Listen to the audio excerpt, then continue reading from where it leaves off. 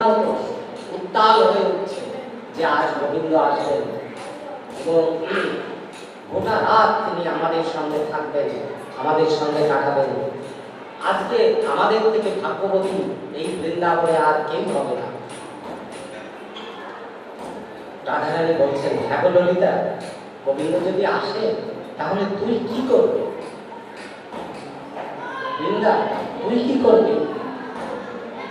সবাই এইরকম উৎকণ্ঠা। রাধারানী বলছেন, সখীরা বলছে আমি এই করবো, আমি সেই করবো, ও এই করবো। রাধারানী বলছেন যে না, আজ তোরা কেউ কিচ্ছু করবি না। তোরা তো সবসময় করিস, রাধা গোবিন্দের সেবা করিস, তা আজ তোরা কেউ আমার গোবিন্দের, আমার প্রাণ কানাইয়ের কাছেও থাকবি না। আজকে তার সব সেবা, সমস্ত সেবা আমি দান, তাকে আমি সাজাবো, তাকে আমি দাম্য সেবা করাবো, তাকে আমি বিশ্রাম করাবো, যা যা করার সব আমি করব। তোরা আমি যাতে নির্বিঘ্নে আমার প্রভুর সেবা করতে পারি তার পরিবেশ এবং ক্ষেত্রটা তোরা তৈরি করে দিবি। সখীরা বললেন, তুই বৃন্দাবনের অধীশ্বরী এবং আমাদের সখী হলেও তুই আমাদের অভিভাবকটা, তোর আজ্ঞা ছাড়া আমরা কখনো চলি না, তোর ইচ্ছাই পূর্ণ হবে। আমরা তাই করব যা তুই চাস। হরে কৃষ্ণ। তো রাধারানী সখীদের বললেন, হরে কৃষ্ণ। রাধারানী কেন এরকম বললেন যে আজ আমি সব একা করব? এইটা কেন বললেন? বললেন এই জন্য যে, হরে কৃষ্ণ, অবশ্য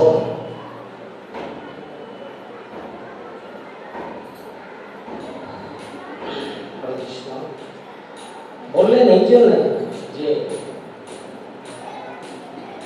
কিছু কিছু সময় আসে জীবনে, কিছু কিছু ক্ষণ আসে,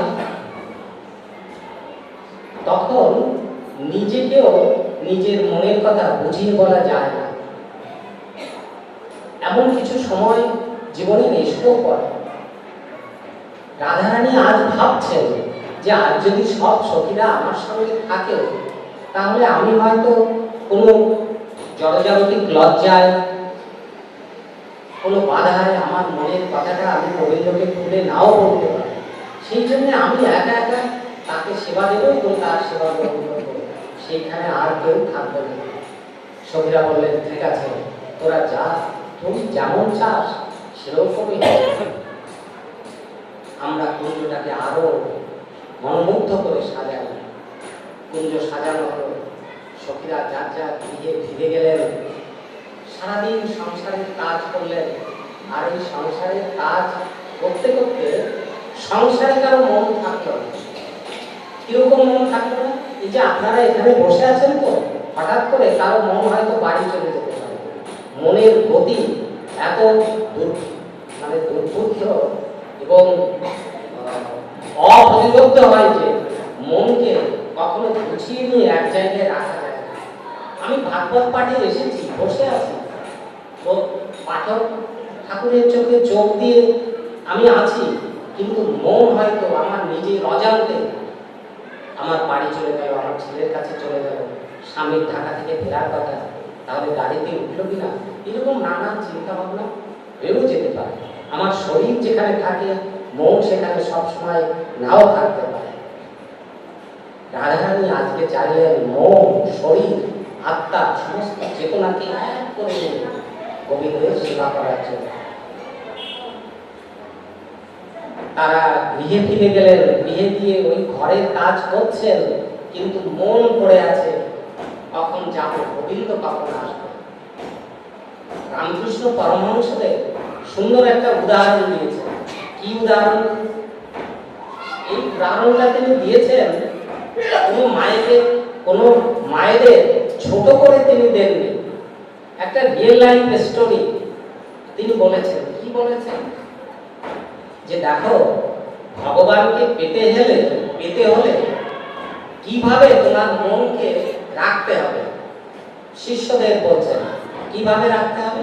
বলছে ধরো কোনো মেয়ে বিয়ে হয়ে শ্বশুর বাড়ি চলে গিয়েছে, কিন্তু বিয়ের আগে সে কোনো ছেলেকে ভালোবাসত। এই ভালোবাসা তো অপরাধ নয়, এটা তো হতেই পারে, তো ভালোবাসত। কিন্তু যাকে ভালোবাসত তার সঙ্গে বিয়েটা হয়নি, বিয়ে হয়ে গিয়েছে অন্য একজনের সঙ্গে। কিন্তু ওই যে প্রথম জীবনের ভালোবাসা, সেটা আর ভোলা যায় না। ওই মা এই গৃহবধূ সংসারের সব কাজ করে, কাউকে কিচ্ছু জানতে দেয় না। আর মনে মনে সে সবসময় ভাবতে থাকে যে ওই যে বিমল, তার সঙ্গে আমার কখন দেখা হবে, যদি আমার বাড়ির পাশ দিয়ে একদিন একটু যেত, তাও আমার সঙ্গে একটু দেখা হতো। তা তোমরা শিষ্যদের রামকৃষ্ণ পরমহংসদেব বলছেন যে তোমরা ওইভাবে থাকবে, সংসারের সব কাজ করবে, কোনো কাজে যেন ভুল না হয়, ঠিকঠাক মতো সব করে যাবে, কিন্তু মন ফেলে রাখবে গোবিন্দের কাছে। তাহলেই গোবিন্দকে পাওয়া যাবে, না হলে গোবিন্দকে পাওয়া যাবে। কারণ কি, এই সংসারটা আমার সংসার নয়। ওই যে এটা রাধারানীর আয়ারের ঘর, রাধারানী আয়ারের ঘরে থাকেন, কিন্তু ওই ঘরে তার শরীরটা থাকে, মনটা থাকে না। তার মন থাকে যমুনার ঘাটে, কখন বাঁশি বাজবে আর কখন আমি গিয়ে আমার প্রাণ গোবিন্দের সঙ্গে দেখা করবো। এই যে শয়নে স্বপনে নিশি জাগরণে এই চিন্তা। আজও ভাবছেন সন্ধ্যা হয় না কেন, সন্ধ্যা হতে আর কত দেরি, আমি যাব। সন্ধ্যা হলো, সখীরা সব ধূপ দ্বীপ সাজিয়ে কুঞ্জে বসে আছেন যে আমার গোবিন্দ কখন আসবে, গোবিন্দ কখন আসবে, কখন তাকে দেখতে পাবো। এই যে উচ্চারণ নিয়ে বসে আসে। কিন্তু রাতের এক প্রহর হয়ে গেল, পাখি ডেকে উঠল, এক প্রহর, তো গোবিন্দ এলো না। দুই প্রহর হয়ে গেল, গোবিন্দ এলো না। তিন প্রহর হয়ে গেল, গোবিন্দ এলো না। চার প্রহর শেষ হয়ে গেল, গোবিন্দ এলো না। রাধারানী সখীরা কেউ কারোর সঙ্গে কোনো কথা বলছে না। দেখবেন যে হৃদয়ে যখন শোক ঘনীভূত হতে হতে আরো ঘনীভূত হয়, তখন মুখে কোনো বাক্য থাকে না। বলছে অল্প শোকে কাতর, অধিক শোকে পাথর। হ্যাঁ, শোক বিরহ ব্যথা যখন গভীর থেকে গভীরতর হতে থাকে, যেমন একটু জল সে নড়তে চড়তে থাকে, তাকে ফেলে দিলে তার স্রোত হয়ে সে বয়ে যেতে থাকে। কিন্তু ওই জলটা যদি শীতল হতে হতে বরফে পরিণত হয়ে যায়, তখন সে আর একা চলতে পারে না, সে স্থবির হয়ে এক জায়গায় বসে থাকে। রাধারানী এবং সমস্ত সখীদের হৃদয় আজ আষাঢ়ের মতো গুরুভার হয়ে গিয়েছে। ওই যে অধিক শোকে তারা পাথর হয়ে গিয়েছে, কেউ কারোর সঙ্গে কথা বলছে না, তারা এইভাবে বসে আছে। কিন্তু মনে আশাও কেউ ছাড়ছে না। সবাই ভাবছে যে গোবিন্দ কথা যখন দিয়েছে সে আসবেই, হয়তো সে রাতে আসতে পারেনি, দিনে আসবে, আমরা কেউ যাবো না। তারা বসে আছে। আর এদিকে গোবিন্দ কি করছে? গোবিন্দ পথে সুবলের সঙ্গে দেখা হচ্ছে, বেরিয়েছে, সুবলের সঙ্গে দেখা হচ্ছে।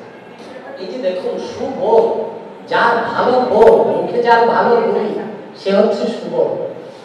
তা সুবলকে গোবিন্দ বলছে যে কি রে, তুই যে ভর সন্ধ্যেবেলায় এই ব্রজের পথে, ব্যাপার কি সুবল?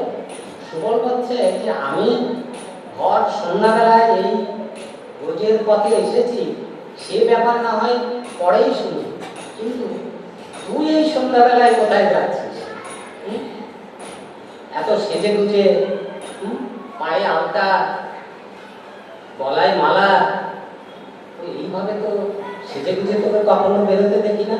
তা তুই কোথায় যাচ্ছিস? সুবল আর গোবিন্দ কিন্তু তুই বন্ধু। সুবলকে বলছে, সুবল তোর মুখে সুন্দর বলি, তাই জন্য তুই সুবল। তোর মতো সুন্দর করে আমি বলতে পারবো না, কিন্তু তারপরেও আমি বলি শোন।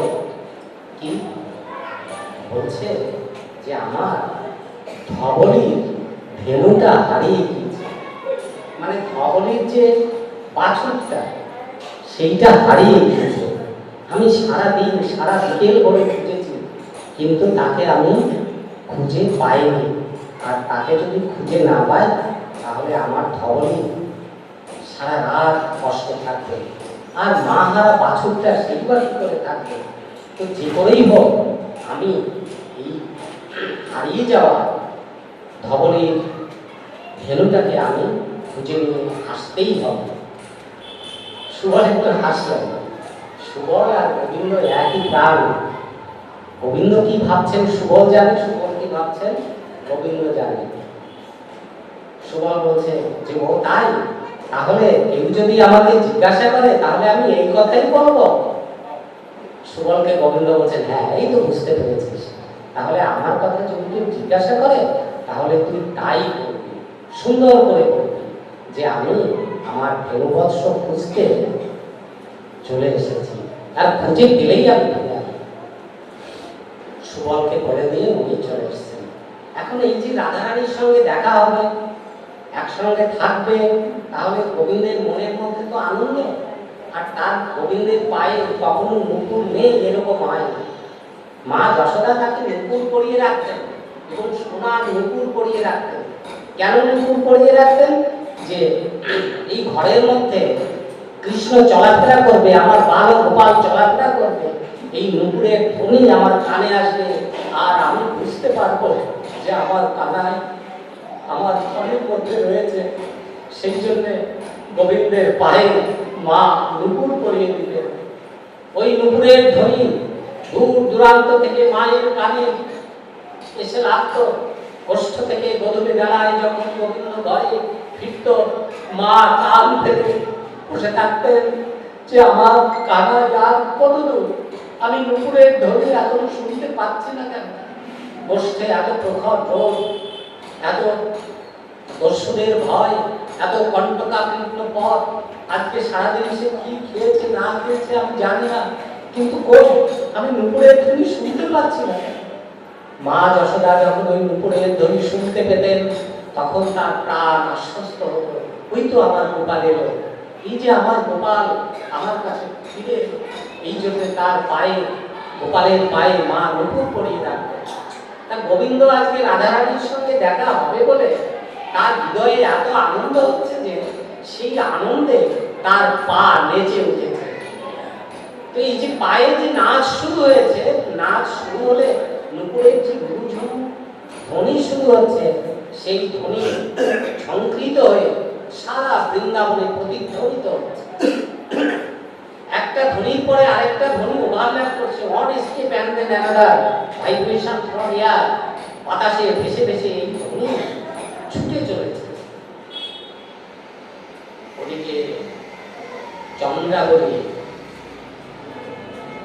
সারা জীবন গোবিন্দকে কাছে পাওয়ার জন্য গোবিন্দের ধ্যান এবং পুজো করেছে, কিন্তু গোবিন্দ চন্দ্রাবলীকে কখনো দর্শন দেয় কাছেও আসেনি, দেখা হওয়াতে দূরের কথা।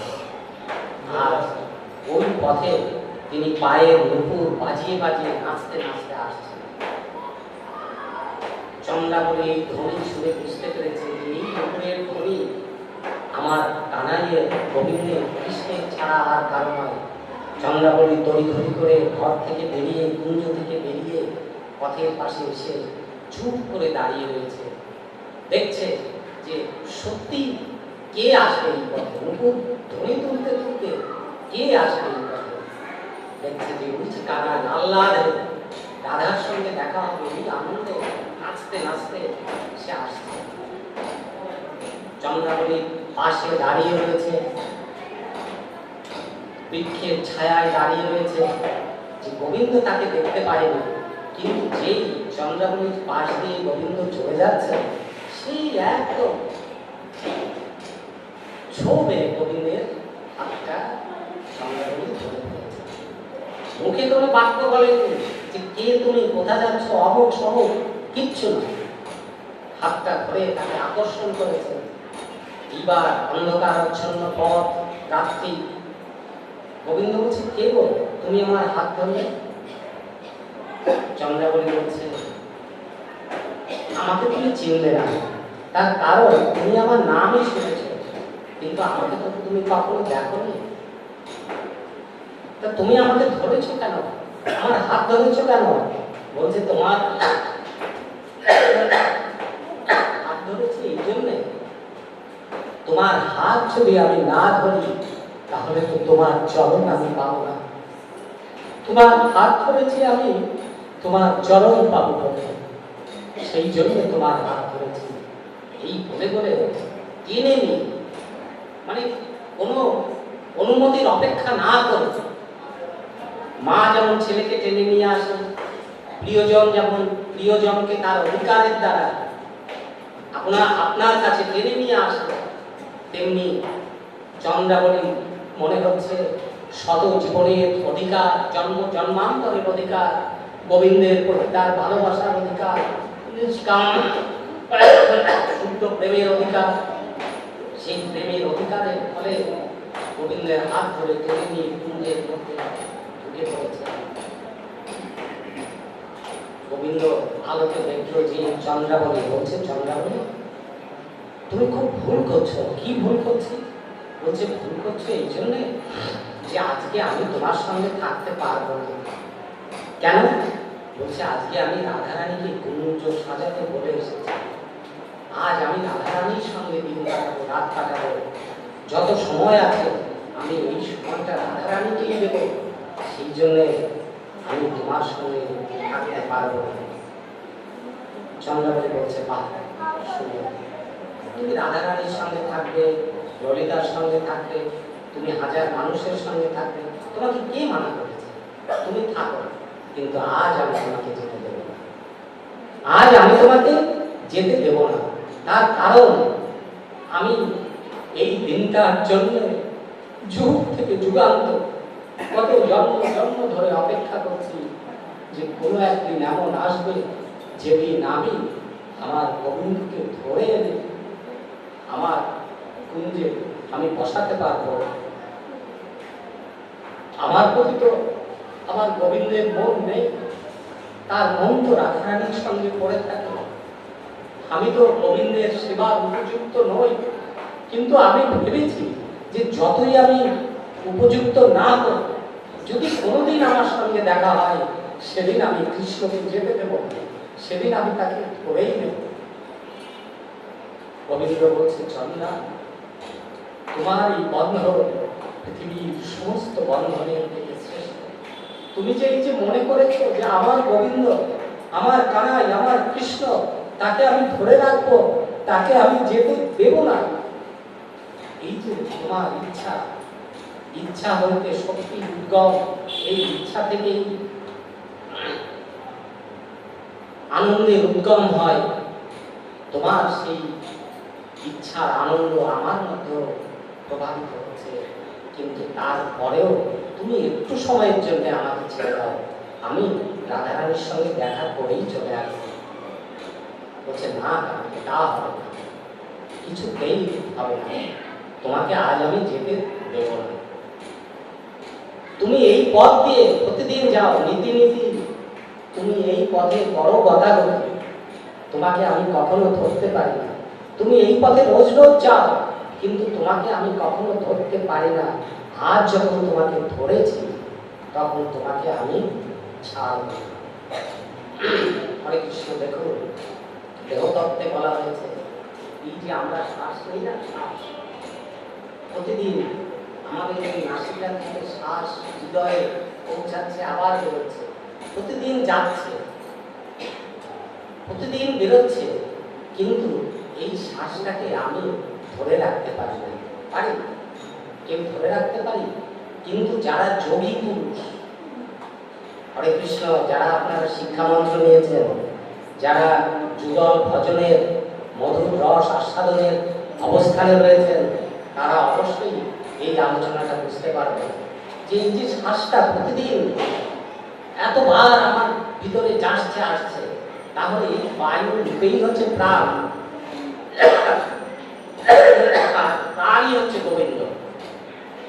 এই পথে নীতি তুমি যাও আসো, কিন্তু কখনো আমি তোমাকে ধরতে পারি না। আজ তোমাকে ধরেছি তো আমি ছাড়ি না। সেই জন্যে গুরু গোসাইরা শিষ্যদের এইভাবে নির্দেশ করেন যে তুমি আগে প্রাণায়ামের দ্বারা, আপনারা জানেন প্রাণায়াম কি করে করতে হয়। প্রাণায়ামের দ্বারা এই শ্বাসকে নিয়ন্ত্রণ করা জন্য, এই শ্বাস যখন নিয়ন্ত্রণ হবে তখন তুমি এই শ্বাসকে ধরে রাখতে পারবে। আর শ্বাস যতক্ষণ তুমি ধরে রাখতে পারবে ততক্ষণ তুমি কৃষ্ণকে ধরে রাখতে পারবে, ততক্ষণ তুমি গুরু বস্তুকে ধরে রাখতে পারবে, ততক্ষণ তুমি ব্রহ্মচারী থাকবে, ব্রহ্মচর্যকে ধরে রাখতে পারবে, আর ততক্ষণ তুমি গোবিন্দের কৃপা পাবে, গোবিন্দের সেবা করার তুমি অধিকারী হবে। চন্দ্রা বলছে আজ আমি তোমাকে ছাড়ো না, তুমি রোজ রোজ এই পথে যাও আসো, আজ তোমাকে আমি ধরেছি, ধরে রাখবো।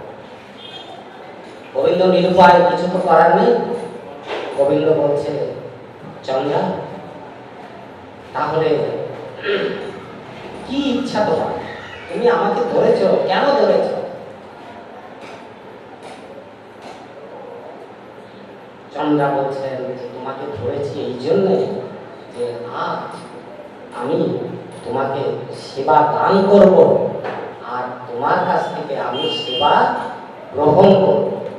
হরে কৃষ্ণ। দেখুন দেখুন কি গভীর উচ্চ হৃদয় বৃত্তির জ্ঞান এখানে আলোচনা করা হয়েছে যে আজ আমি তোমাকে সেবা দান করব, শুধু তা নয়, আমি তোমাকে সেবা দান করব আর তুমিও আমাকে সেবা দান করবে। গোবিন্দের আর কিছু বলার নেই। গোবিন্দ নিরুপায় চন্দ্রাকে বলছে চন্দ্রা তুমি আমাকে চেয়েছো, আমি কি তোমাকে চাইনি কখনো? তুমি আমাকে চেয়েছো, আমি কি তোমাকে চাইনি কখনো? তোমাকে যদি আমি নাই চাই তাহলে তুমি আমাকে পেলে কি করে? আমি তোমাকে চেয়েছি, সেই জন্য তুমি আমাকে চেয়েছো, তুমি আমাকে চেয়েছো বলে আমি তোমাকে চেয়েছি। যারা আপনারা শিক্ষা মন্ত্র নিয়েছেন দেখবেন শিক্ষা মন্ত্র উচ্চারণ করে শোনানো যাবে না, বাংলা মানেটা আমি শুনিয়ে দিই। শিক্ষা মন্ত্রের বাংলা মানে হচ্ছে যে গোবিন্দ, আদিনাদি গোবিন্দ, তুমিও যা আমিও তাই, তুমিও যা আমিও তাই। জীবনের এমন এমন কোনো সময় আসে, এমন কোনো দিন আসে, এমন কোনো ক্ষণ আসে যখন ভক্ত ভগবান একাকার হয়ে যায়, কোনো ভেদ থাকে না, মিলেমিশে একাকার হয়ে যায়। ভক্ত আর ভগবানের কোনো ভেদ থাকে না। আজকে চন্দ্রার জীবনের সেই ক্ষণ উপস্থিত হয়েছে। সারা রাত বিনিদ্র রজনী চন্দ্রা গোবিন্দের সেবা দান করিয়েছেন, দান করেছেন, আর গোবিন্দের কাছ থেকে সেবা সুখ আস্বাদন করেছেন। এই করতে করতে কখন যে নিশি ভোর হয়ে গিয়েছে দেখবেন। আপনি সেবা করবেন তো, দুটো অন্ন সেবা করবেন, এই সেবার পরেও একটা ক্লান্তি আসে, সেবার পরেও একটা ক্লান্তি আসে। আপনি কথা বলবেন, কথা বলতে বলতে ক্লান্তি আসে। এত আনন্দ আল্লাহ, তারও একটা ক্লান্তি থাকে, মানে কাজের পরে একটু ক্লান্তি শরীরে আসে। গোবিন্দ চন্দ্রাকে সেবা দান করতে করতে আর চন্দ্রার সেবা গ্রহণ করতে করতে ক্লান্তজনিত অবসাদে ঘুমিয়ে পড়েছেন। চন্দ্রাও ঘুমিয়ে পড়েছে আর গোবিন্দও ঘুমিয়ে পড়েছে। তো এই যে ঘুমিয়ে পড়েছে, ঘুম ভেঙেছে তখন যখন বৃন্দাবনবাসী ভোর আরতি শুরু করে দিয়েছে, মঙ্গল আরতি শুরু হয়েছে বৃন্দাবনে। রাই যাবো বলে সুকোষারী গান। এই ধ্বনি যখন গোবিন্দের কানে প্রবেশ করেছে তখন উনি তড়ি ঘড়ি উঠে পড়েছে।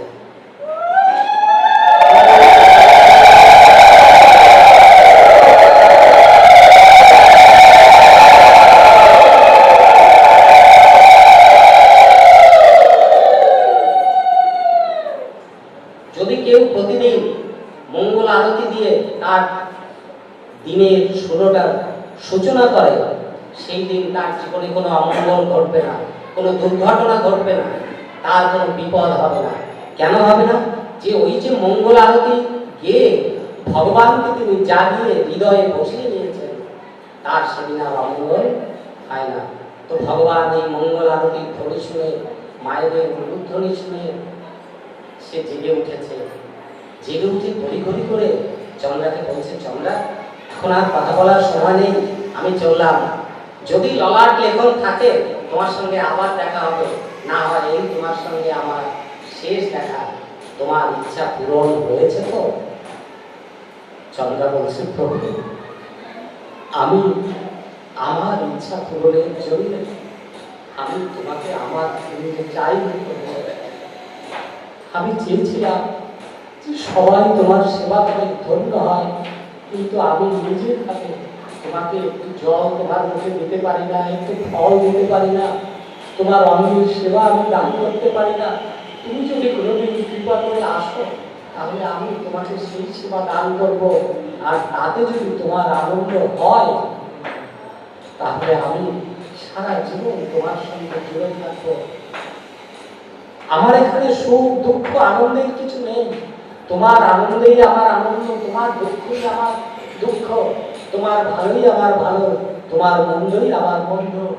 গোবিন্দ বলছেন, চন্দ্রা আমি ওই জন্যই তোমার মধ্যে রেখে দিয়েছিলাম, না হলে পৃথিবীর এমন কেউ নেই যে আজকে তোমাকে আমাকে এখানে রাখতে পারত। তো আমি চলি, আবার দেখা হবে। জয় রাধে, জয় রাধে, জয় রাধে, জয় রাধে।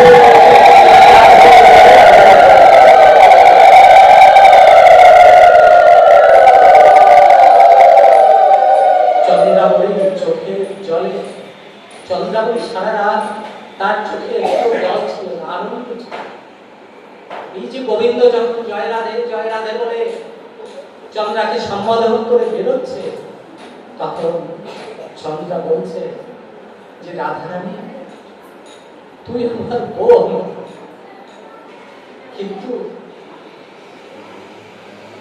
তুই গোবিন্দের প্রিয়া, আমার থেকে অনেক প্রিয়, তুই ভালোবাসার পাত্র, তুই সেই জন্য আমার আনন্দ, আর সেই জন্যই আজকে আমার এই চোখ থেকে দুটা অস্ত্র জড়িয়ে পড়ল।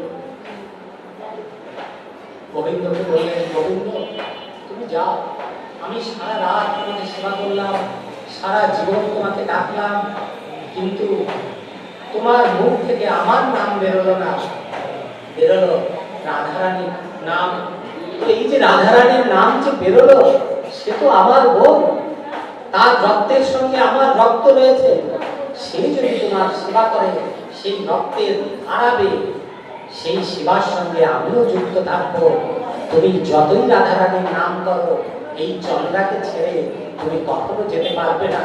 তুমি যাও প্রভু, আমি রাধারানীর মধ্যেও আছি। গোবিন্দ চলে এলেন। এখন ওই যে নাচতে নাচতে গোবিন্দ যেতে গিয়ে হঠাৎ থমকে দাঁড়ালেন। কি থমকে দাঁড়ালেন? গোবিন্দের মনের মধ্যে এই চিন্তা এলো, এতক্ষণ তো ভাবছে যে আমি রাধারানীর সঙ্গে দেখা করবো, নাচতে নাচতে গেলেন, এইবার উনি থমকে দাঁড়ালেন। থমকে দাঁড়ালেন কেন? জয় রাধে। থমকে দাঁড়ালেন কেন? ভাবছে, এই যে দুশ্চিন্তা এসে গেছে যে আমি তো তাকে কুঞ্জ সাজাতে বলে এসেছিলাম, আর আমি যাইনি, কথা দিয়ে কথা রাখিনি, তাহলে তো আমার অপরাধ হয়েছে। রাধারানী আমি এখন গেলে সে কি খুশি হবে, আনন্দিত হবে, না ক্রধান্বিত হবে?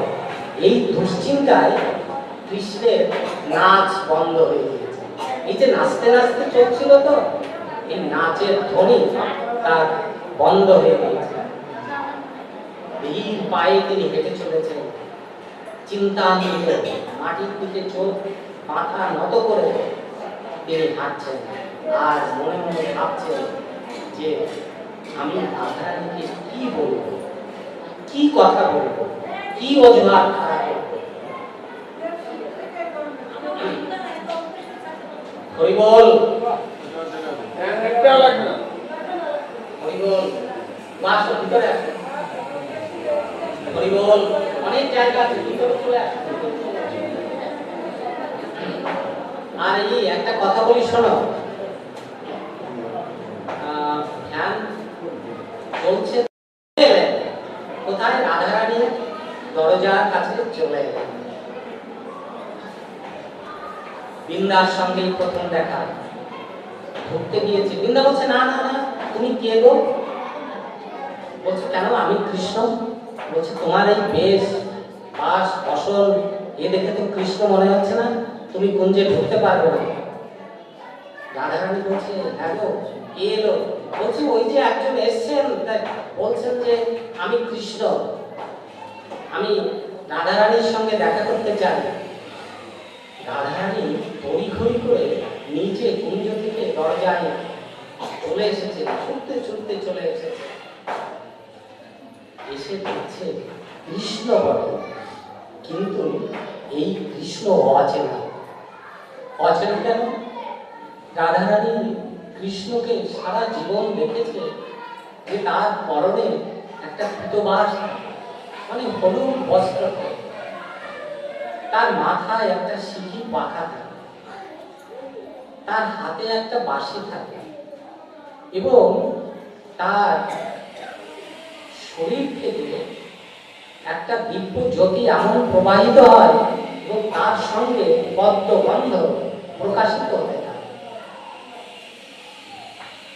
আজকে রাধারানী কৃষ্ণকে দেখে থমকে দাঁড়িয়েছে, বলছে, তুমি কৃষ্ণ? বলছে, হ্যাঁ, আমি তোমার কৃষ্ণ। বলছে, আমার কৃষ্ণ?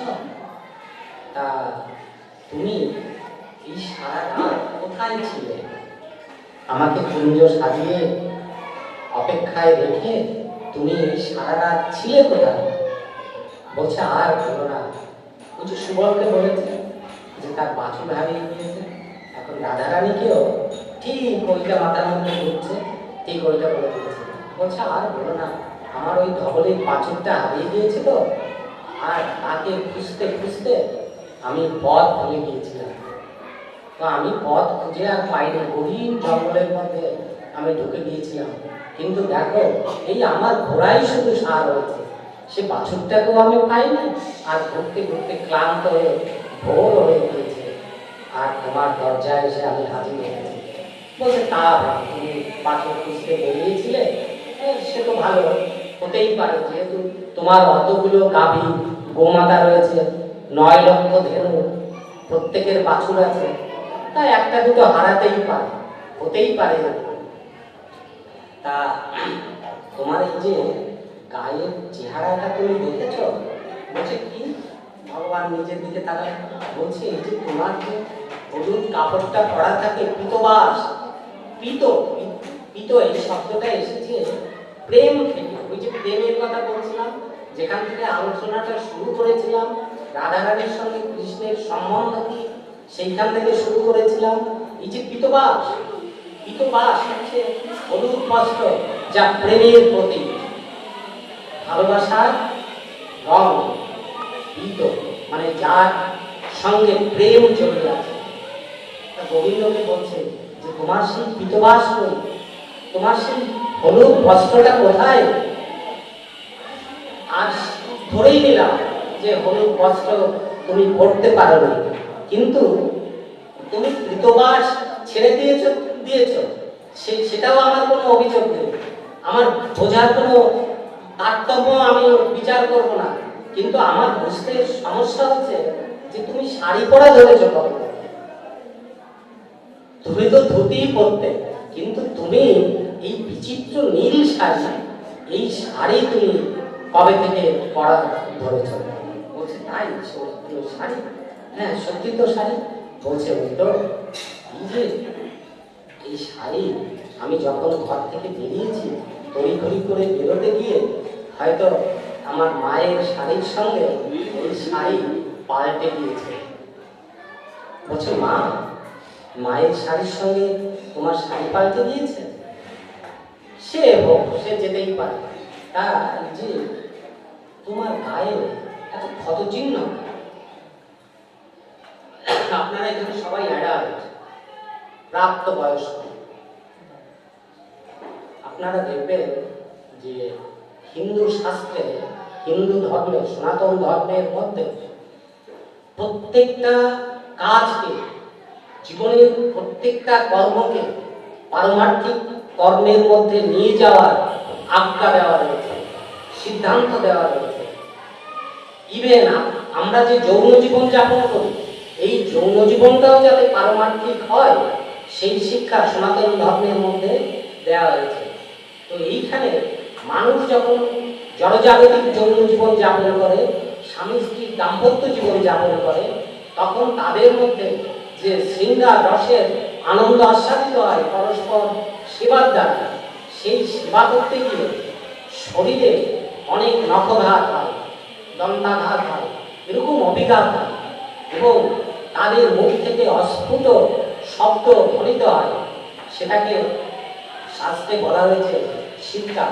রাধারানী এই চিহ্ন দেখে বুঝতে পেরেছেন যে এই চিহ্নগুলো শারীরিক সম্ভোগজনিত কারণে ছাড়া কখনোই উৎপন্ন হয় না। সেই জন্য তিনি দৃঢ় চিত্তে গোবিন্দকে জিজ্ঞাসা করলেন, হ্যাঁ ধরে নিলাম শাড়িটা কোনো কারণে পাল্টে গিয়েছে, কিন্তু তোমার গায়ে এই যে এত নখের দাগ কেন, ক্ষতচিহ্ন কেন, দন্তাভিঘাত কেন, তোমার সমস্ত শরীর উত্তপ্ত এবং রক্তাক্ত হয়েছে কেন? গোবিন্দ নিজের দিকে দেখছেন, হ্যাঁ তাই তো আমি তো খেয়াল করি। বলছে, রাধারানী তুমি কিছু মনে করো না, এটা হতেই পারে। বৃন্দাবনে অনেক বেতস বন আছে, মানে বেত গাছ আছে।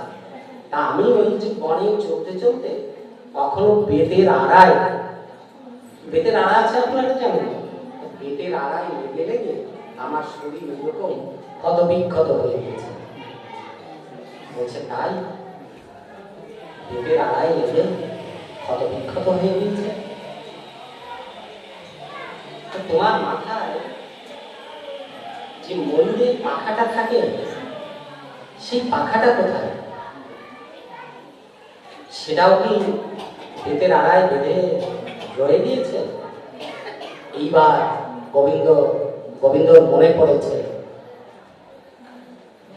চন্দ্রার কুঞ্জ থেকে গোবিন্দ যখন শেষবারের মতো বেরিয়ে আসে, তখন চন্দ্রা গোবিন্দকে করজোরে হাত জোর করে চোখের জল ছেড়ে দিয়ে বলছে যে গোবিন্দ, তোমার বাঁশিতে আমার কোনো অধিকার নেই, সে বাঁশি আমি নিজের করে রাখতেও পারবো না, কিন্তু তুমিও আমার কাছে থাকবে না, চলে যাবে, কিন্তু তোমার শিরস্থান থেকে তোমার এই যে ময়ূর উঠছে যে পাখাটা রয়েছে, এই পাখাটা তুমি অন্তত আমাকে দিয়ে যাও, এই পাখাটা তুমি আমাকে দিয়ে যাও, আমি এটাকেই আমার মুখের সঙ্গে জড়িয়ে রাখবো এবং ভাববো যেহেতু আমার গোবিন্দ আমার বুকের মধ্যে রয়েছে।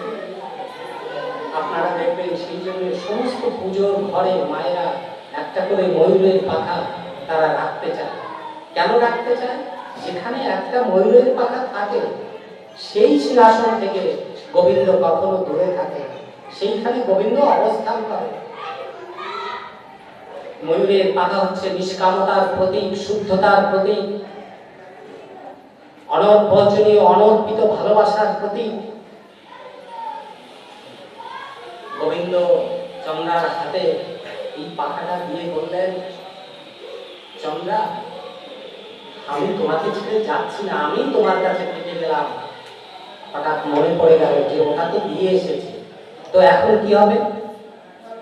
রাধারানীকে বলছে, দেখো রাধারানী, তুমি তো কুঞ্জে রয়েছো, বৃন্দাবনে আজ কি ঘটেছে তুমি বুঝতে পারবে।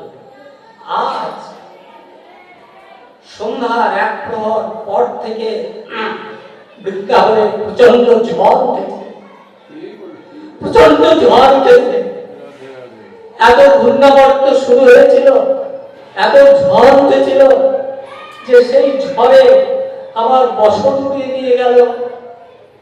সেই ঝড়ে কখন যে আমার ময়ূরের পাখা উড়িয়ে নিয়ে গেল আমি বুঝতে পারিনি। আর তুমি আমার বুকে হাত দিয়ে দেখো, সেই উন্মত্ত ঝড় আমাকে সর্বশান্ত করে দিয়ে আমার সবকিছু কেড়ে নিয়ে গিয়েছে, কিন্তু আমার বুকের মধ্যে কি ঝড় বইছে তুমি দেখো। আমি সেই ঝড়ের বাতাস ঠেলতে ঠেলতে বুকে বাঁধিয়ে চলতে চলতে আমার বুকের মধ্যে ঝড়ের উতাল পাথরে শুধু তোমার নামে আমি সারা বেশি জপ করেছি। দেখো দেখো আমার বুকে হাত দিয়ে দেখো যে আমার বুকের মধ্যে কি ঝড় বইছে। রাধা রানী এইবার ক্রোধে জ্বলে বসেছে। কানা, বৃন্দাবনের সবাই তোমাকে বলে লম্পট, সবাই তোমাকে বলে দুশ্চরিত্র, সবাই তোমাকে বলে দুষ্ট, সবাই তোমাকে বলে প্রতারক, কিন্তু আমি এইসব শোনার পরেও সখীরা আমাকে কতদিন বলেছে যে দেখ তুই এই দুষ্ট কানাইয়ের নাম আনবিস নে, ওর নাম তুই ভুলে যা। তার কারণ সে তোকে কথা দিয়ে কথা রাখে না, সে তোকে কথা দিয়ে কথা ভঙ্গ করে এবং অন্য নারীতে উপগত হয়, একে তুই ভুলে যা। কিন্তু আমি তাদের কি বলতাম জানো? আমি বলতাম দেখ আমার গোবিন্দ সে চরিত্রহীন হোক, দুশ্চরিত্র হোক, সারা বৃন্দাবনবাসী তাকে লম্পট করুক, সে আমাকে দেখা দিয়ে আনন্দিত করুক আর দেখা না দিয়ে আমাকে কষ্টে রাখুক, বিরহে রাখুক, সে তো আর কেউ নয়, সে যে আমার প্রাণনাথ। সেই জন্য আমি তাকে প্রাণে করে রাখি, আমি তাকে কখনো ভুলতে পারবো না, তোরাও আমাকে ভুলতে বলিস না। তা কানাই, তোমার মুখে ঝড় বলছে, কিন্তু সারা রাত পুণ্য সাজিয়ে এক বালিকা বধূ যার ঘর থেকে বেরোতে হাজারটা অজুহাত খাড়া করতে হয়, এত প্রতিবন্ধকতার সৃষ্টি হয়, যার প্রতিটি পদক্ষেপে চলতে চলতে যে তোমাকে ছাড়া এই পৃথিবীর আর কাউকে জানে না, যে সরল বিশ্বাসে তোমাকে হৃদয়ে ধারণ করেছে, তার বিশ্বাস ভঙ্গ করে তুমি আমার সঙ্গে প্রতারণা করছো। তুমি যাও, তুমি যেখানে ছিলে সেইখানে ফিরে যাও। তুমি মনে করো যে এই রাধারানী তোমার জীবনে আর নেই। আমি তোমার নাম জপ করতে করতে যমুনায় প্রাণ বিসর্জন দেব, এই মুখ আমি দেখাবো না। কেন দেখাবো না জানো? যে আমি বুঝতে পেরেছি যে আমার ভালোবাসা তোমার কাছে অপ্রয়োজনীয় হয়ে গিয়েছে, তুচ্ছ হয়ে গিয়েছে। তাই যেখানে প্রেম নেই সেখানে শরীর দিয়ে কি হবে? প্রেম শূন্য জীর্ণ দেহ কিবা প্রয়োজন। এই যে ওয়াকান্দি অশ্বিনী ঠাকুর, হরিচাঁদ ঠাকুরের একজন ভক্ত, আমার বাড়ির কাছে তার বাড়ি চিতলবাড়ি থানাতে, উনি এই গানটা লিখেছিলেন প্রয়োজনভাবে ভাবিত হয়ে। কি যে প্রেম শূন্য জীর্ণ দেহ কিবা প্রয়োজন। রাধারানী তাই বলছেন যে যেখানে প্রেম নেই সেখানে শরীরের কি প্রয়োজন? এই শরীর আমি আর রাখবো না, তুমি যাও, তুমি যার কাছে ছিলে তুমি তার কাছে যাও। কৃষ্ণ সব সখীদের নিয়ে এখন একটা বৈঠক বসিয়ে দিয়েছেন। সংসারে এরকম হয়, যদি আমি কাউকে কথা শোনাতে না পারি তার প্রিয়জনকে দিয়ে সুপারিশ পাঠাই, সুপারিশ করে দিই যে দেখো তো দাদা, সে আমার কথা শুনছে না, তুমি একটু বলে কথা শোনাও, দেখো তো দিদি তুমি একটু কথা শোনাও। এখন কৃষ্ণ দেখছে যে রাধারানী কৃষ্ণকে আর নিচ্ছে না, তার কথা শুনছে না, তখন সখীদের বলছে যে বৃন্দা তুমি একটু রাধারানীকে বলে দাও যে আমার ভুল হয়ে গেছে, সত্যি আমি পথে আস্তে আস্তে পথ বলে দিয়েছিলাম, তো এরকম আর কখনো হবে না, তুমি একটু বলে দাও আমাকে যেন ফিরিয়ে না দেয়। কোনো কথা রাধারানীও শুনলেন না, সখীরাও শুনলেন না, আর কৃষ্ণ বিফল মনোরথ হয়ে ফিরে আসলেন। ফিরে চলে আসলেন, পথে আস্তে আস্তে ভাবছেন যে আমার তো এইভাবে ফিরে গেলে হবে না, যেহেতু রাধারানী আমার জন্য কুঞ্জ সাজিয়ে বসেছিল আর আমি তার কাছে না গিয়ে চন্দ্রাবলীর কাছে ঢুকে পড়েছিলাম, তো এখন যে করেই হোক রাধারানীর এই অভিমান আমাকে ভাঙাতেই হবে। তা যদি না হয় তাহলে আমার প্রেম মিথ্যে হয়ে যাবে।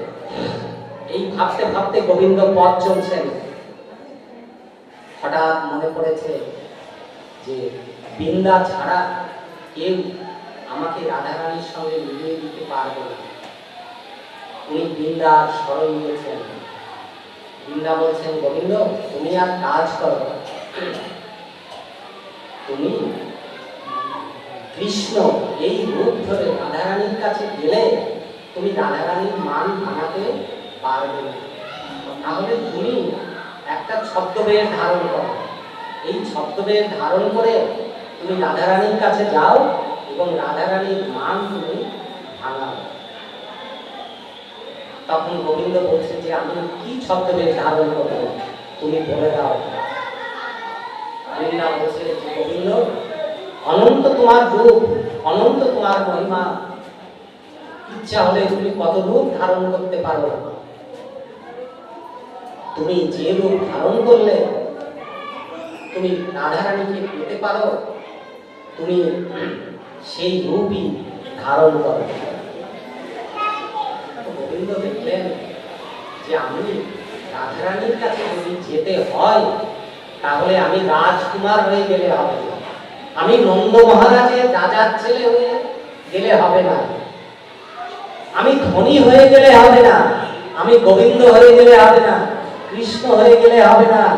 তার কারণ রাধার কৃপা যদি আমাকে পেতে হয় তাহলে আমাকে ভিখারি হয়ে যেতে হবে, আমাকে ভিখারি হয়ে যেতে হবে, আর এই ভিখারি সাজে আমাকে সাজতে হবে।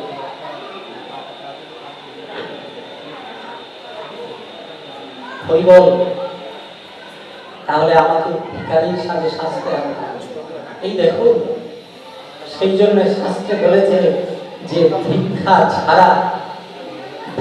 ছাড়া ভগবানকে পাওয়া যায়। এই জন্য ভিক্ষাশ্রিত বৈষ্ণবেরা দাঁড়ে দাঁড়ে ভিক্ষা করেন, মালুকারি করেন। গোবিন্দ আজ সেই সাজে সেজেছেন। কি সাজে সেজেছেন? তিনি সমস্ত স্বর্ণালঙ্কার তার শরীর থেকে খুলে ফেলেছেন, পায়ের সোনার মুকুটটাও খুলে ফেলেছেন, তার বাঁশিটা তিনি রেখে দিয়েছেন। তিনি যোগী বেশ ধারণ করেছেন, গৌরী উত্তরীয়তা গায়ে, আর একখণ্ড বহির্বাস তার পরনে, খোলা পা, খোলা গা, তার শরীর খোলা, একখণ্ড উত্তরীয় শুধু কাঁধের পরে পড়ে আছে। গোবিন্দ ভাবছেন এই তো আমি সেজেছি। বৃন্দাকে বলছে, দেখো বৃন্দা আমি এই তো সেজেছি। বলছেন, না প্রভু, তোমার এই সাজ অসম্পূর্ণ রয়েছে, এই সাজ তোমার হয়নি। বলছে, কেন হয়নি, আর কি বাকি আছে? বলছে, তোমার শরীর, মন, দেহ, প্রাণ তুমি তো রাধার চরণে অর্পণ করে দিয়েছ। রাধা নাম ছাড়া তোমার বাঁশিতে কখনো ধ্বনিত হয় না, তাহলে সেই রাধা নামের চিহ্ন তোমার কোথায়? গোবিন্দ নিজে চোখের জল ছড়িয়ে বৃন্দাবনের মাটিতে ফেললেন। রাধা রাধা বলে কাঁদতে কাঁদতে চোখের জল ছড়িয়ে বৃন্দাবনের মাটিতে ফেললেন, আর সেই গলিত মাটি দিয়ে নিজের গায়ে লিখলেন রাধে রাধে জয় রাধে।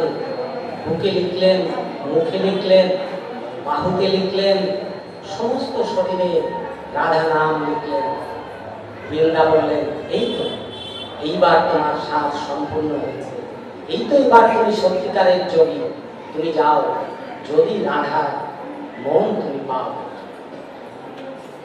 গোবিন্দ এসে দরজায় হাত জোর করে দাঁড়ালেন আর জয় রাধে বলে ধ্বনি করলেন, জয় রাধে।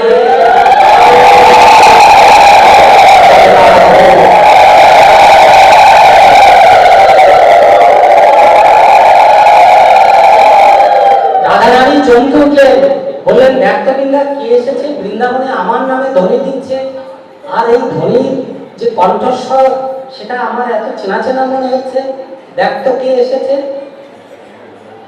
বৃন্দা এসে বলছে, সখী, এক যোগী ভিখারি তোর দ্বারে এসে দাঁড়িয়েছে। এক নরম কিশোর যোগী, ভিখারি, যোগী কিন্তু ভিখারি, তার ভিক্ষার ঝোলা রয়েছে কাঁধে, সে এসে দাঁড়িয়েছে, বলছে সে কি চায়? বলছে সে ভিক্ষা চায়। বলছে দিয়ে দে, দিয়ে দে, এখানে যা ধন সম্পদ আছে সব দিয়ে দে, আমার আর কিচ্ছু দরকার নেই, যত চাই যা তোদের আছে, আমার এখানে যা আছে সব দিয়ে দে।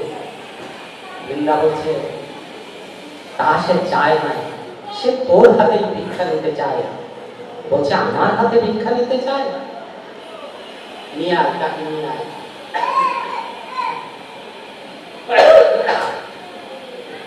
বৃন্দা গোবিন্দকে নিয়ে রাধারানীর সামনে দাঁড় করিয়ে দিয়েছেন। গোবিন্দ রাধারানীর সামনে দাঁড়িয়ে নরম মিষ্টি করে হাত জোর করে বলছেন জয় রাধে, জয় রাধে, জয় রাধে। রাধারানী বলছেন তা কি চাই তোমার যোগী? কি চাই? কি জন্য তুমি আমার নাম করছো এবং আমার কাছে ভিক্ষা চাইছো? কৃষ্ণ বলছেন যে দেখো, আমি আমার জন্য ভিক্ষা চাই না, আমি একজনকে খুব ভালোবাসি। এই পৃথিবীতে আর আমার কেউ নেই যে আমি অত ভালো কাউকে বাসি, কিন্তু আমি যে তাকে কত ভালোবাসি সেই ভালোবাসাটা সে বুঝতে পারে। আমাদের মধ্যে ভুল বোঝাবুঝি হয়েছে। তা আমি জানি, আমি শুনেছি যে তুমি এই বৃন্দাবনের অধীশ্বর, এই বৃন্দাবনে তোমার বাক্য ছাড়া কেউ চলে না, কেউ কিচ্ছু করে না, এই বৃন্দাবন তোমার। আমি সেই জন্য তোমার কাছে এসেছি যে আমি যাকে ভালোবাসি সে আমার প্রতি মান করেছে, তার মান যাতে ভাঙে সেই আশীর্বাদ তুমি আমাকে ভিক্ষা দেবে, সেই আশীর্বাদ তুমি আমাকে ভিক্ষা দেবে যে আমার ভালোবাসার মানুষটি আমার প্রতি মান করেছে, সেই মান আমি ভিক্ষা চাই। যখন এই কথা বলে গোবিন্দ হাত প্রসারিত করে রাধারানীর সামনে তুলে ধরেছেন, তখন রাধারানী গোবিন্দের স্বরূপ বুঝতে পেরেছে। বুঝতে পেরে বলছে যে কানাই, তোমার এই চাওয়া আমার দ্বারা কখনো পূর্ণ হবে না। আমি একটা দিন আগেও তোমাকে আমার জীবনের সব ভিক্ষা আমি দিতে পারতাম, তুমি যা চাও আমি দিতে পারতাম, কিন্তু আজ আমি নিজেই ভিক্ষারি, আমার আর নিজের দেওয়ার মতো কিছু নেই। কেন নেই? যে ধনে আমি ধনী ছিলাম সেই কৃষ্ণ ধন আমি হারা হয়েছি। তুমি তো যোগী, তুমি ভিখারি, তুমি ভিক্ষা করে করে ফেরো। হয়তো তোমাকে কেউ এই ধন দিতেও পারবে, কিন্তু আমি যে কৃষ্ণ ধনে ধনী ছিলাম আর তার জন্য আমি সবাইকে সবকিছু দিতে পারতাম, সেই জন্য সে ধন আমার আজ নেই বলে আমি তোমাকে এই মান ভিক্ষা দিতে পারবো না। তুমি ফিরে যাও যোগী, তুমি ফিরে যাও। গোবিন্দ এক মুহূর্ত চুপ করে থেকে তারপর আবার বলছে যে তুমি আমার দিকে একটু ভালো করে চেয়ে দেখো, আমার খুব বিপদ, এই বিপদ থেকে তুমি ছাড়া কেউ রক্ষা করতে পারবে না। রাধারানী বলছেন স্বরূপ তোমার চিনি আছি যোগী, স্বরূপ তোমার চিনি আছি যোগী, যে পথে এসেছো সে পথে চলিয়ে যাও, যেখানে গতাগতি যত দূরে পাও প্রিয়জন তুমি মনের মতো করিয়া লও। রাধা তব সারে কত ক্রীড়া রণে, নীতি নীতি গতাগতি ভুলে যেও সব, যমুনার তট দ্বাদশ কানন বন উপবন, যমুনা পুলিন আর কুঞ্জ সেবার মহিমা অপার, ভুবনে প্রচার যার, তুমি সব ভুলে যেও। তুমি যাও, তুমি ফিরে যাও, তোমাকে আমি চিনেছি, কিন্তু এই রাধারানী তোমাকে আর চায় না। তুমি যার কাছে ছিলে, রাত্রি বাস করেছিলে, তুমি তার কাছে ফিরে যাও। গোবিন্দ বলছে, রাধারানী আমি ফিরে যাওয়ার জন্য আসিনি, আমি ফিরে যাওয়ার জন্য আসিনি, তুমি আমাকে চিনেছ, ভালোই হয়েছে, আমিও তাই চেয়েছি যে তুমি আমাকে চেনো। তবে আজ আমি ফিরে যাব না, তোমাকে সঙ্গে করে নিয়েই যাব, তুমি আমাকে ফেরাতে পারবে না। রাধারানী প্রধান্বিত হয়ে বৃন্দাকে বলছে যে ওকে ঘর থেকে বের করে দে, আমি ওর মুখ দেখতে চাই না। গোবিন্দ বলছেন যে আমাকে তোমার দেখতেও হবে, রাখতেও হবে। কি করবো আমি? কেন তুমি আমাকে রাখবে? যে বৃন্দাকে বলছেন, কৃষ্ণ বৃন্দাকে বলছেন যে বৃন্দা, সখীরা, এই যে 8 জন সখী, দেখবেন আপনারা যখন মালা জপ করেন তখন 8 জন সখীর নাম জপ করে নিতে হয়। কি সবাই মালা জপ করেন? তো কেউ কেউ করেন। তো এই জপ করার আগে পঞ্চতত্ত্বের নাম করার পরে 8 জন সখীর নাম করতে হয় তো, তারপরে নাম জপ করতে হয়। তো এই 8 জন সখীকে ছাড়া গোবিন্দের লীলা কখনো পূর্ণ হয় না। তো সখীরা 8 জন রয়েছে। এবার কৃষ্ণ বলছেন যে দেখো, তোমাদের সাক্ষী রেখে আমি আমার নতুন জীবন শুরু করতে চাই। আমি এমন জীবন শুরু করতে চাই যে সেই জীবনের কথা আমি একটু আগেও জানতাম না। আমি এমন জীবন শুরু করব, তারপরে যদি তোমাদের রাধারানী আমাকে ত্যাগ করে তো করবে, তাতে আমার কোনো দুঃখ নেই, কিন্তু যদি আমাকে গ্রহণ করে তাহলে আমার এই নতুন জীবনকে তিনি গ্রহণ করবেন। কি করবে তুমি? বৃন্দা বলছে, কি করবে তুমি? বলছে, আমি যে কৃষ্ণ জগতের ঈশ্বর প্রভু, এটা আমি আর থাকবো না, আমি আর প্রভু থাকবো না, আমি জগদীশ্বর আর থাকবো না, আমি এই বিশ্ব ব্রহ্মাণ্ডের সর্বময় কর্তা আমি আর থাকবো না। তাহলে কি হবে তুমি? বলছে যে সকলে পৃথিবীতে সবাই গোবিন্দের দাস। জীবের পরিচয় কি? জীব কৃষ্ণ নিত্য দাস। চৈতন্য চরিতামৃতে লেখা আছে, জীব কৃষ্ণ নিত্য দাস, তাহা ভুলে গেলা, সেই দোষে মায়া পিশাচিতা গলায় বাঁধিলা। কৃষ্ণ বলছেন যে এই বিশ্ব ব্রহ্মাণ্ডে যেখানে যা কিছু আছে, যারা আছে, সকলে আমার দাস, আমি সকলের প্রভু, কিন্তু আজ থেকে আমি আর প্রভু থাকবো না। তাহলে কি হবে তুমি? যে আমি আজ তোমাদের রাধারানীকে আমার প্রভু মান্য করব এবং আমি তোমার রাধারানীর চরণের দাস হব। বলছে, সে কি করে সম্ভব? বলছে, সম্ভব। রাধারানী এই কথা শোনার পরে তিনি উঠে দাঁড়ালেন, গাত্রোত্থান করলেন, আর গোবিন্দ এক মুহূর্ত কাল ক্ষয় না করে রাধারানীর চরণে লুটিয়ে পড়লেন, পা জড়িয়ে ধরলেন। জয় রাধে, জয় রাধে, জয় রাধে।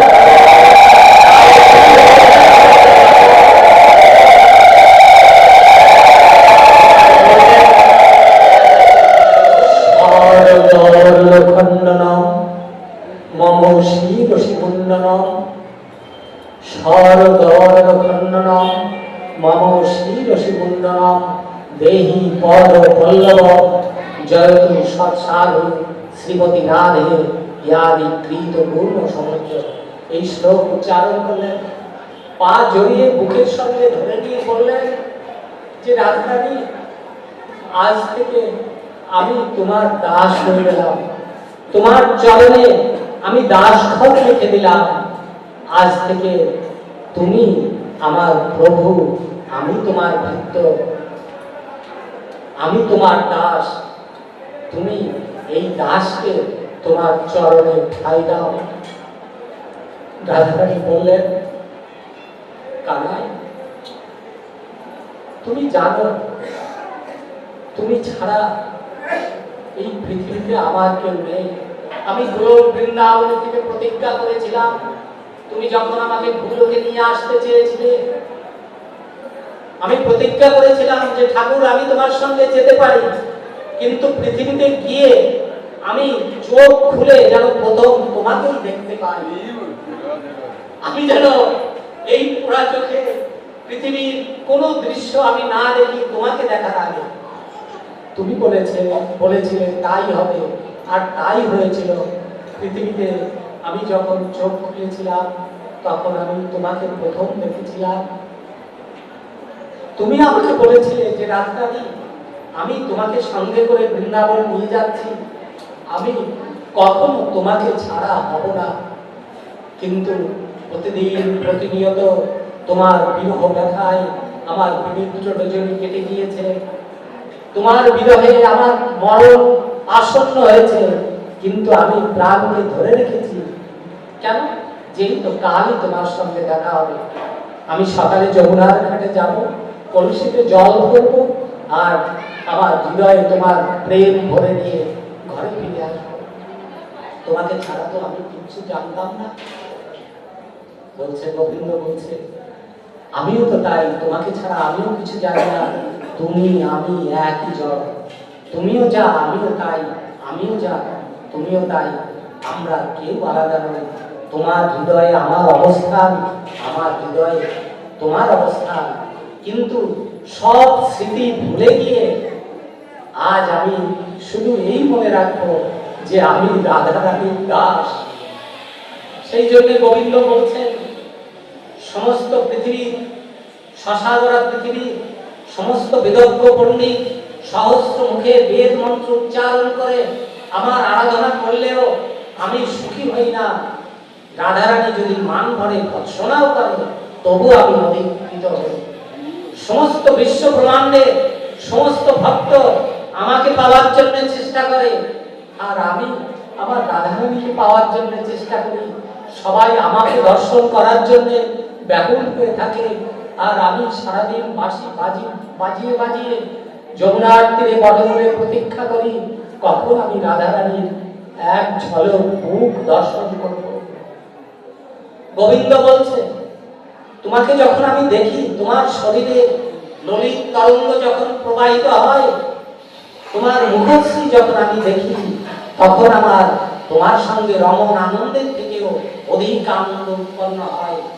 তোমাকে এক পলক দেখলেও আমার শান্তি। সেই জন্য আমি তোমার দাসত্ব ছেড়ে, তোমার চরণ ছেড়ে কোথাও যাব না। তোমার আজ্ঞা ছেড়ে, আজ্ঞা অমান্য করে আমি আর কোথাও যাব না।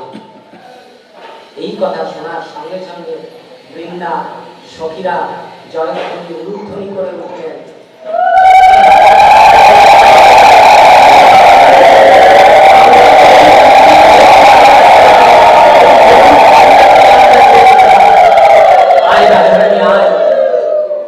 রাধারানীকে কৃষ্ণের সঙ্গে জুড়ে দিয়ে অষ্ট সখী গাইতে লাগলেন, রাই মিলিল গো শ্যাম সখী, রাই মিলিল গো শ্যাম সখী।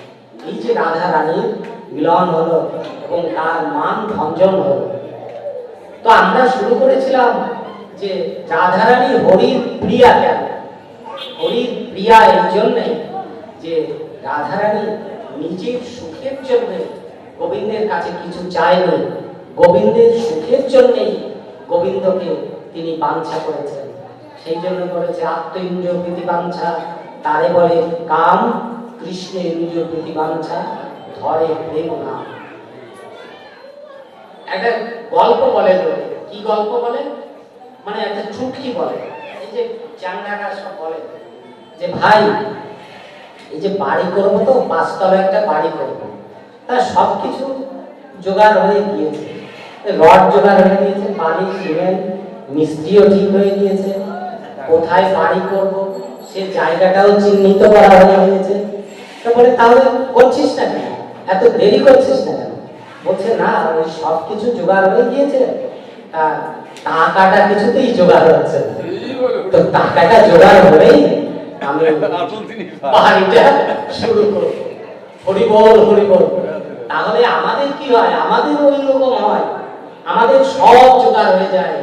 ছেলে হয়, বউ হয়, বন্ধু হয়, প্রিয়জন হয়, প্রেমিকা হয়, এই সব জোগাড় হয়ে যায়।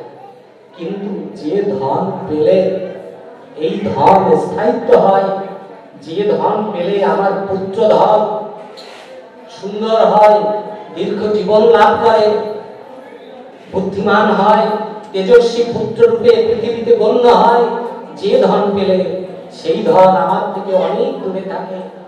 যে রাধারানীর কৃপা ধন পেলে আমার স্ত্রীর থেকে যে ভালোবাসা আসে, সেই ভালোবাসা আমাকে অমর করে দেয়, সেই কৃপা ধন আমার সঙ্গে যুক্ত হওয়ার পথ অনেক দূর থেকে দূরে সরে থাকে। সেই জন্য আমার সংসার সুখের হয়ে ওঠে না।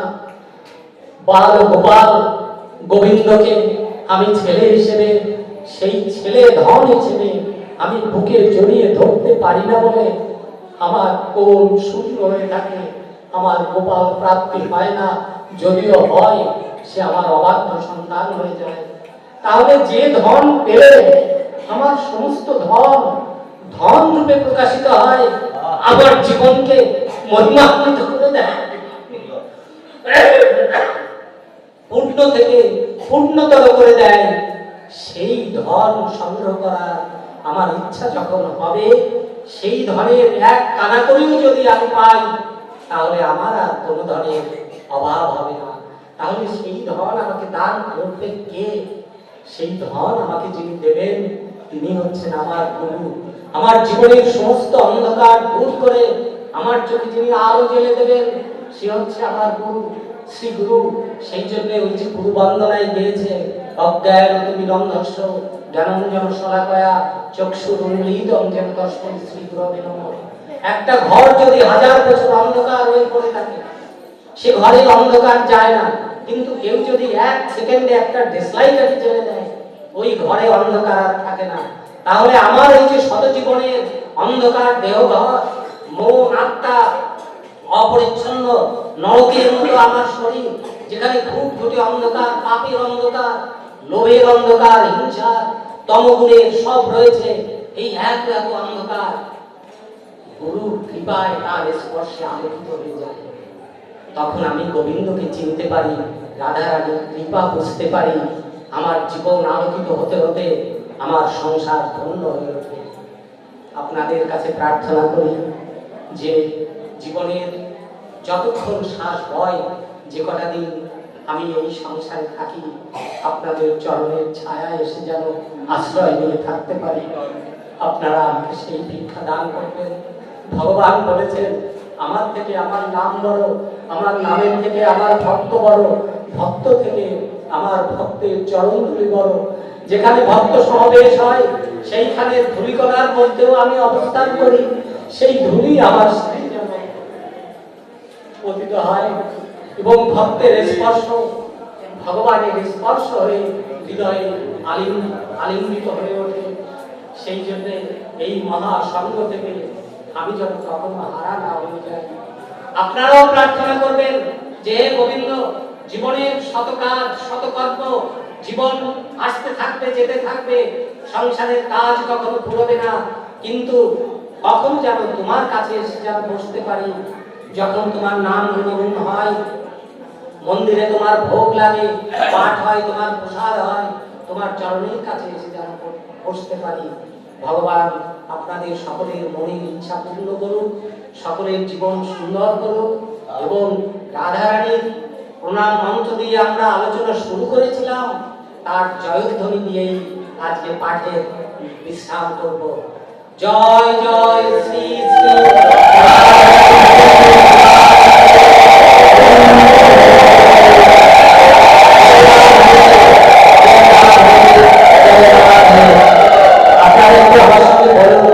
শরীরের পাপ ক্ষয় হবে, তমগুণ নষ্ট হবে। জয় রাধে, জয় রাধে, জয় রাধে, জয় জয় রাধে।